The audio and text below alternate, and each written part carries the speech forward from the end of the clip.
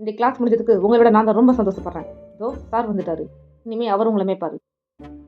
இல்ல மேடம், சிலபஸ்லாம் முடிச்சிட்டிங்களா? இல்லைன்னா இந்த அவர் வேணா நீங்க எடுத்துக்கிறீங்களா? ஐயோ சார், நீங்கள் கேட்டதே போதும். எனக்கு இன்னைக்கு கிளாஸ் எடுக்கிற மைண்டே இல்லை.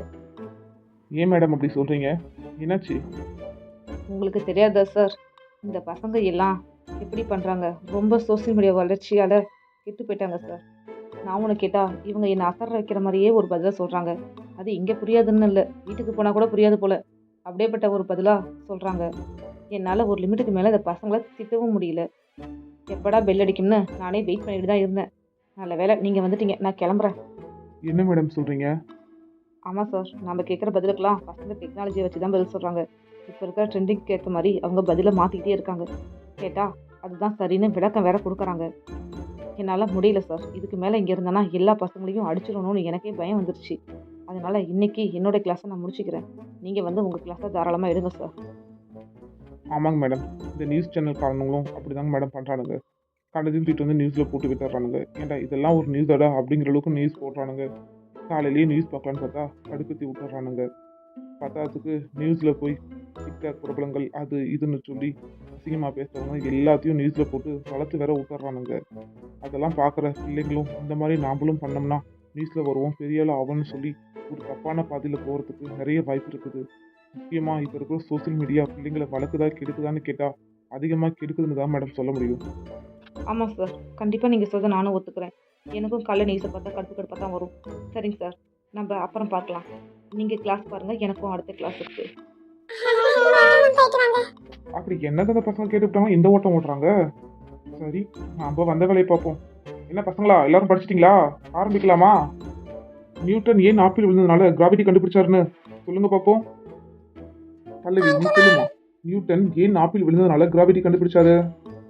சார் அது வந்து அப்போ அவர்கிட்ட ஃபேஸ்புக் இன்ஸ்டாகிராம் எல்லாம் இல்ல சார், அதான் அவரு கண்டுபிடிச்சிட்டாரு. என்னம்மா இது? என்ன சொல்ற நீ? எனக்கு ஒன்றும் சரியா புரியலையே. நீ என்ன சொல்ல வர? எனக்கு என்ன கேள்வி கேட்குறேன்னு உனக்கு புரிஞ்சது தானே? புரிஞ்சு சார், எனக்கு நல்லாவே புரிஞ்சுது சார்.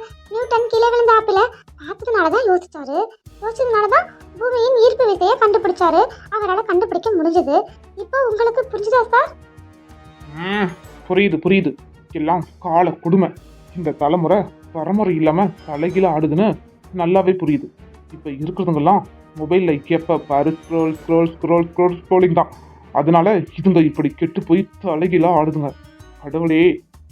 ஆமா சார், நான் சொல்றது உண்மைதான். அந்த காலத்துல நியூட்டன் கையில போன் இருந்திருந்தா அவர் போனையே தான் பார்த்திருப்பாரு. அப்புறம் எங்க அவரு கீழே விழுந்த ஆப்பிள பார்த்திருக்க போறாரு? அப்புறம் எங்க யோசிச்சிருக்க போறாரு?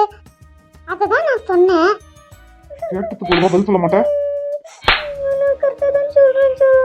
உங்களெல்லாம் நாலு போட்டாதான் சரிப்பட்டு வருவீங்க.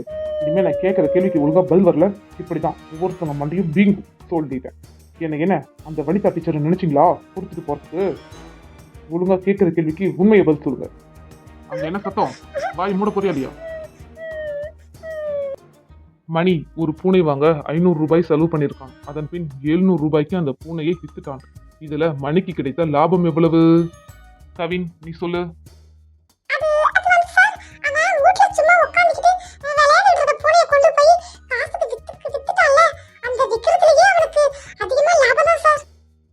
என்ன சொன்ன?